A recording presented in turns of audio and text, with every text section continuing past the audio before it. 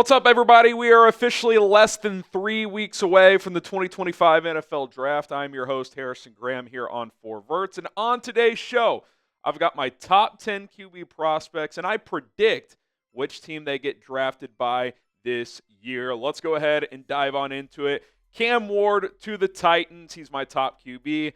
I think he's going to be the top pick until something that happens unforeseen, like they get a haul for a trade, which I don't really buy those rumors that they could trade the pick. I guess if someone overwhelmed them, if the Giants offered them 3 1s to move up 2 spots, okay, maybe that could change things. But I think Cam Ward goes number 1 to the Titans. I think he's got the best combination of physical tools, high level of production, lots of experience in this draft. If he was in last year's draft, I probably would have had him like QB4 behind the big three of Caleb, Jaden, and Drake. I probably would have penciled him in ahead of Penix, McCarthy, and Bo Nix. But in this draft, which obviously doesn't have as many of the top flight QB prospects, I think he is worthy of going number 1 overall. And if you're Tennessee, unless, again, you're just blown away by a trade offer, I think you take him. I think he ends up being the pick for the Titans. All right, Shedeur Sanders, I do think he still ends up in New York for a couple of reasons. One, I still think Joe Schoen and Brian Daboll are sitting there and saying our best path to being here long term and convincing John Mara, the Giants owner, that we are the answers to this franchise is what does the future look like at the quarterback position?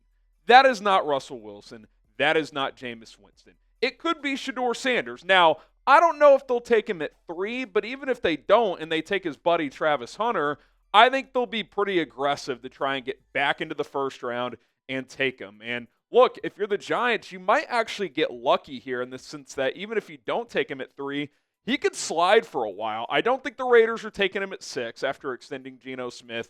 The Saints could take him at 9. That would be one bullet you'd have to dodge. But if that one doesn't happen, you might be able to wait until the early mid-teens, trade back in from 34, offer a future first, and go get him. So I think Shedeur Sanders, in the end, will end up in New York. Just not sure it happens with the number 3 overall pick.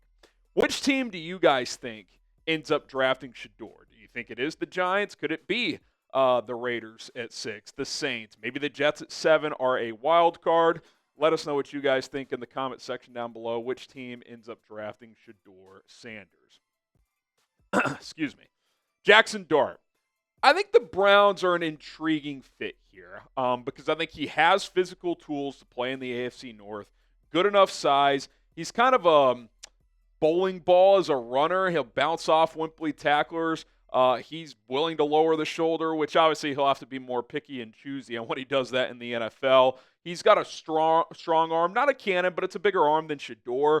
It can be a little erratic with his decision-making, but the Browns picked there at 33 to start the second round. I think they'd love to just stick and pick a guy like him there, but maybe they get a little antsy, trade into the 20s and go get him in round 1. I like the fit of Dart to Cleveland. Even if they do end up getting Kirk Cousins, he could sit for a year or 2 and then take over. Another fit I really like is Jalen Milroe to the Saints for a couple of reasons. One, their new head coach, Kellen Moore, just is coming off a season where he got a lot out of Jalen Hurts, a guy who, coming into the NFL, like Jalen Milroe, was very raw as a passer, but he was a good athlete, not as good as as Milroe, to be honest, but had some intrigue around him, and I think that's what we're with Milroe, intrigue. Would I bet on him hitting at a high level in the NFL? Probably not.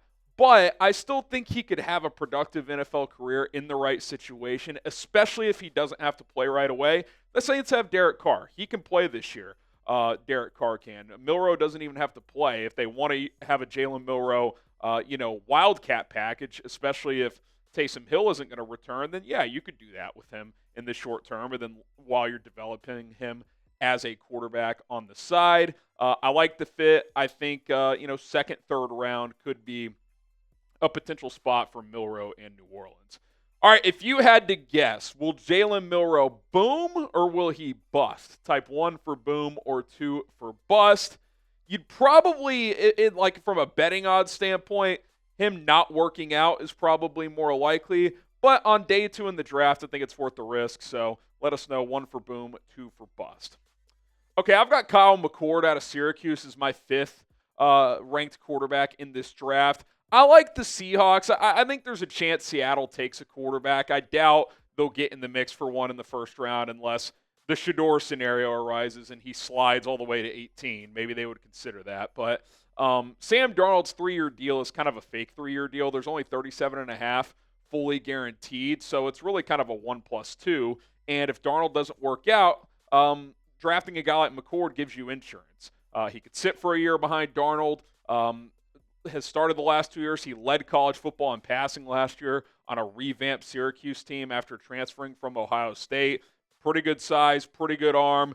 Not a great athlete, but can move around in the pocket and deliver the ball. At times, his decision-making is questionable. I think he had a game this year where he threw 5 picks, but he's willing to take chances as well. If he can rein that in a little bit, I think he's got a shot to be a starter in the NFL. I think on day 2, second, third round, he's worth a swing. And Seattle's been rumored to wanting to draft a quarterback for years now. Maybe they take one of these second-tier guys in this draft.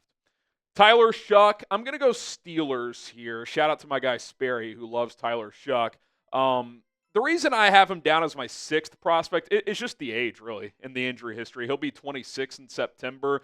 If he was 22, 23, I'd probably have him QB4, maybe QB3.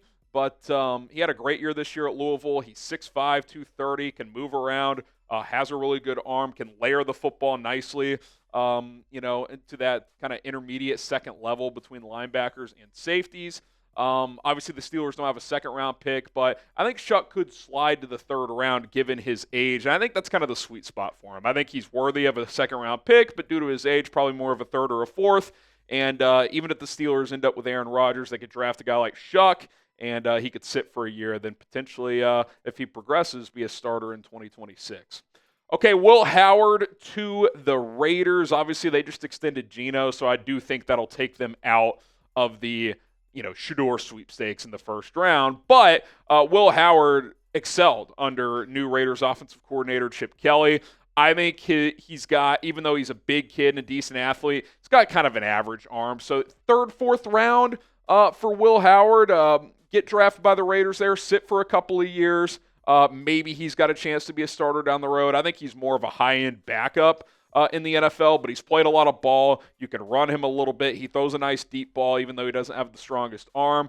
Pretty good decision maker as well. Doesn't do great under pressure, so he has to get kept clean in the pocket. But I think in the middle rounds, he's a guy that to keep an eye on here. All right, if you want more 2025 NFL draft content, be sure to subscribe to us here at 4Verts. We're less than 200 subscribers away from our next milestone of 9,000 here on the channel. Would mean the world to me if we got there before the draft. So let's make it happen. Hit that sub button. We'll continue to pump out content. Okay, Quinn Ewers to the Rams.